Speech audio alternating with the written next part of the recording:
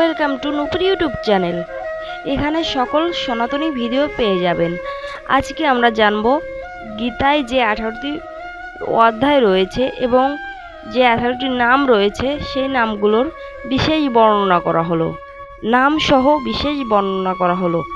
এই ভিডিওটি দেখলে আপনি বুঝতে পারবেন এবং সবাইকে শেয়ার করবেন এবং আপনার অনুরোধ রইল আপনাদের জন্য সম্পূর্ণ ভিডিওটি দেখবেন। শ্রীমদ্ ভগবদ গীতায় 18টি নাম রাখার মূল কারণ হলো এর অত্যধিক মাহাত্ম্য ও গভীরতা প্রকাশ করা। প্রতিটি নামের পেছনে বিশেষ অর্থ বা গুণাবলী রয়েছে। সনাতন ধর্মে 18টি সংখ্যার একটি বিশেষ গুরুত্বপূর্ণ রয়েছে এবং গীতার মূল অধ্যায়ে 18টি। গীতার 18টি নামের পেছনে মূল ব্যাখ্যাগুলো বলবো এখন। যেমন গঙ্গা স্নান যেমন মানুষের শরীর পবিত্র করে, তেমনি গীতা পাঠ করলে শ্রবণ মনকে পবিত্র করে।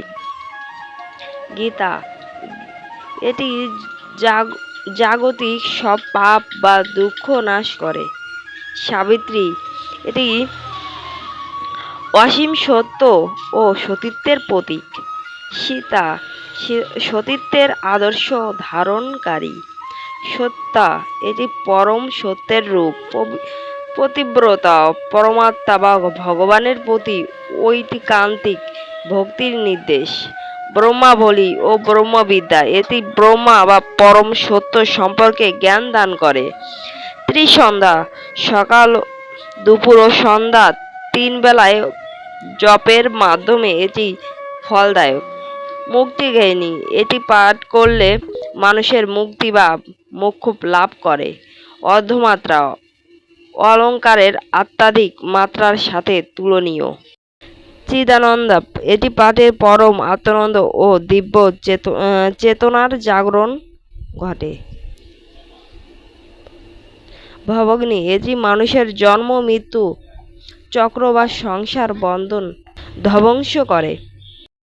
তান্ত্রিনাশিনী মানুষের মনের সকল সন্দেহ ও ভ্রান্তি দূর করে। বেদত্রী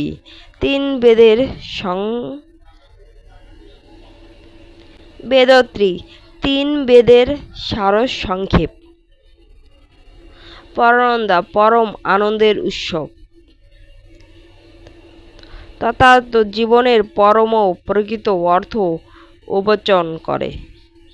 জ্ঞানাঞ্জলি জ্ঞানের এক অপরূপ ভাঙার বা মঞ্জরি। গীতার গঠন ও মাহাত্ম্য এই 18টি নাম মূলত শ্রী শ্রী গীতার মাহাত্ম্য এবং বর্ণিত হয়েছে। এছাড়াও মূল মহাভারতের ভীম পর্বে থাকায় এই গ্রন্থে মোট 18টি অধ্যায় যোগ রয়েছে। প্রতি অধ্যায়ের শেষে এক উপনিষদ, ব্রহ্মবিদ্যা এবং যোগশাস্ত্র। তো প্রিয় বন্ধুরা, আজকে আমরা জানলাম ভগবদ গীতার 18টি অধ্যায়ের কিছু কথা। তো আমরা আরও বিশেষ কিছু জানবো। এরপর জানবো আমরা মহাভারত, এবং আপনাদের যত কমেন্ট আছে অবশ্যই জানাবেন। আরও কিছু কিছু আমরা তুলে ধরবো। আমরা সব কিছু জানি না, তো বন্ধুরা আমাদের ভিডিওতে তুলে ধরবো এরপরে। ধন্যবাদ সকলকে ভিডিওটি দেখার